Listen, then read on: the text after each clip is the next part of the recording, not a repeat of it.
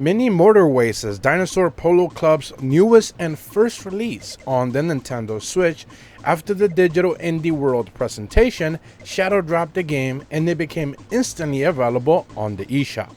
Now, of course, this is a puzzle sim strategy game that's in the same vein of Mini Metro, but taking some of those same ideas and evolving them to a whole new level. You're no longer in charge of specific trains to get from point A to point B. Instead, you're actually in charge of vehicle road management, where you are trying to get vehicles from one specific house to either a job destination or a mall or whatever the situation may be. And you're basically building out the roads as the map kind of begins to fill out.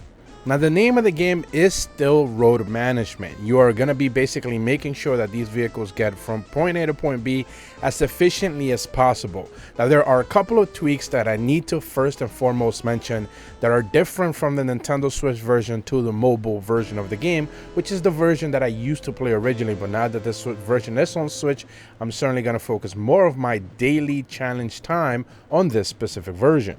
First and foremost, touch control options are available, so Nintendo Switch Lite players like myself, which is the reason why you are not seeing gameplay, is because I'm playing on the Nintendo Switch Lite. For this specific game, you are not going to have any sort of problem. The touch controls work exactly as they should, and they're very good. You're also going to notice that the HUD elements are now focused a little bit more on the left side of the screen instead of the original mobile version being a little bit stuck on the bottom, and even the PC Steam version as well had the kind of like the HUD elements in the bottom.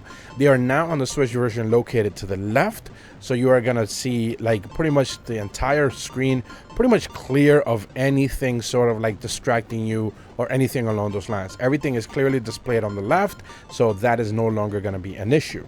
Now, the fast forward, slow down options, all of those, to pause, all of that still works exactly as it will. However, if you are playing with traditional controls, you're going to have a hold option in the controller. This is something that you can actually go into the options menu and decide if you want to change or not. But essentially, if you do want to build, you're going to have to hold down the button and then it'll automatically switch you to build mode. Then you let go of the button, it automatically puts you right back into normal. So it's a hold or a toggle. You can set that up however you want. You also have a cursor speed option in the menu, which is really important if you don't necessarily want to use touch controls or you're playing like docked or whatever it might be. The speed options for the cursor is always very helpful in that regard. Now, another amazing feature that PC players and Steam players specifically are going to love is the fact that this game does let you have access to your Steam saves, and is cross-save accessible basically. So you can play your saves from Steam on the Nintendo Switch, and then once you're finished with the Switch, it'll load up to the cloud, and then you'll be having access to your saves from the Switch on Steam as well. So that's going to work flawlessly without any sort of issues. The whole night mode, colorblind mode, vibrations, all of that stuff is still available in the options, so you're not going to have any sort of issues when it comes to that. And languages are aplenty, so you can certainly find the language that you find acceptable as well. So that pretty much covers the biggest notable changes when it comes to the Nintendo Switch version, specifically from the mobile and Steam version. Pretty much that's the way they are right now. As far as the game goes, for those who haven't necessarily played this title before or don't necessarily know anything about it, you pretty much choose a map. They are giving you like Germany or Los Angeles or New York or whatever it might be. And then you'll eventually start like with one house and one location, and you have everything is color coded, and you'll have like a car that needs to get from point A to point B. So you need to build a road.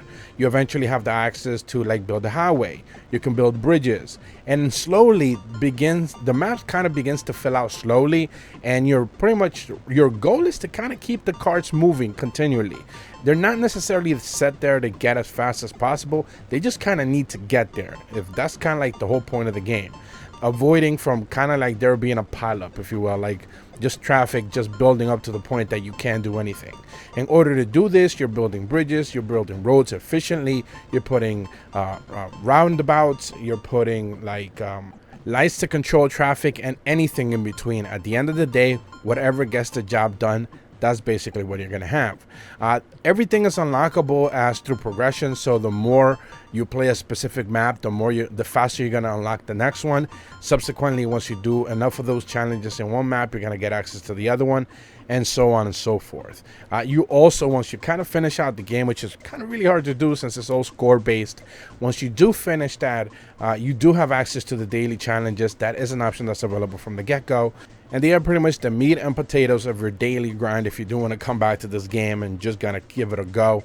On the mobile, it was one of those things that I was often checking out every couple of days a week, just making sure to check out those daily challenges because they're just so good. And now in the Nintendo Switch, that feature is going to be there from day one, so you are not going to be missing out. The only other thing that I do want to touch upon, I guess, is that this game could be a little bit misleading when it comes to, I guess, it seems kind of like it's easy. It seems kind of like really basic just by looking at it. But when you really start to get down to it, you really quickly notice that there's tons of depth here because everything is just randomly happening in the map. And you can get quickly overwhelmed if you're not necessarily like pausing the game to kind of figure out a strategy.